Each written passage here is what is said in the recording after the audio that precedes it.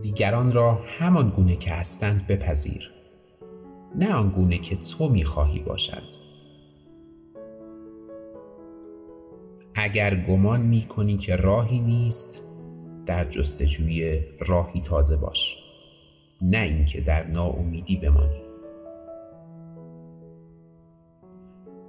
به جای اینکه دنیا را سرزنش کنی، خودت را اصلاح کن. وقتی خودت تغییر کنی، دنیای اطرافت هم تغییر خواهد کرد. عشق پل بین تو و هر چیزی است که در جستجوی آنی. اگر قلبت پر از عشق باشد، هیچ نفرتی در آنجا نخواهد داشت. دوستی واقعی از جنس روح است، نه از جنس منفعت. هر سختی که در زندگیت پیش می آید، معلمی است که آمده تا درسی به تو بدهد.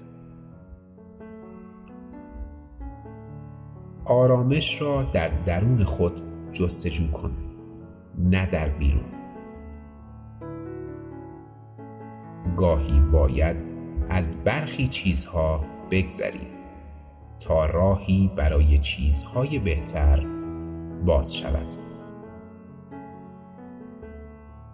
وقتی چراغی درون خودت روشن باشد، به نور دیگران نیاز نخواهی داشت. حقیقت را باید یافت، نه اینکه فقط شنید. هرچه آگاهیت بیشتر شود، قضاوت‌هایت کمتر خواهد شد. اگر می‌خواهی جهان را تغییر دهی، از خودت شروع کن. هر انسانی قصه‌ای است که خود آن را می‌نویسد. پس قصه خود را زیبا بنویس. همیشه میان آنچه که هستی و آنچه که می‌خواهی باشی فاصله ای است. این فاصله را تنها با تلاش میتوان پر کرد. دیروز رفته است، فردا هنوز نیامده. تنها چیزی که در دست داری همین لحظه است. اگر با عشق کاری را انجام دهی، دیگر آن کار وظیفه نخواهد بود، بلکه لذت می شود. عشق در درون توست. به دنبال آن در بیرون نباش. آنچه از دل برآید لاجرم بر دل نشیند. محبت را از دل خودت شروع کن تا به دیگران هم برسد. وقتی طوفانی می آید، درختانی که انعطاف پذیر نیستند می شکنند. پس مانند نی خم شو، ولی نشکن. اگر در زندگیت سختی نیامد، بدان که رشدی هم در کار نخواهد بود. زمان بهترین دارو برای بسیاری از زخم هاست. پس عجله نکن.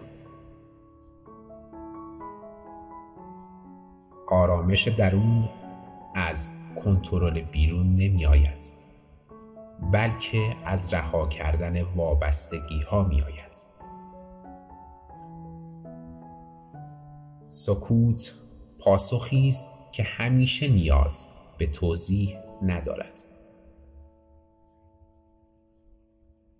همیشه در جستجوی حقیقت باش، حتی اگر آن را در جایی که انتظار نداری پیدا کنی.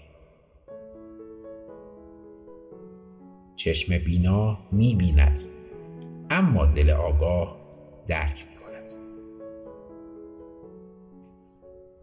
دانایی یعنی دانستن این که چه زمانی باید سخن گفت و چه زمانی باید سکوت کرد. زندگی هدیه‌ای است که باید آن را با شادی باز کرد، نه با شکایت.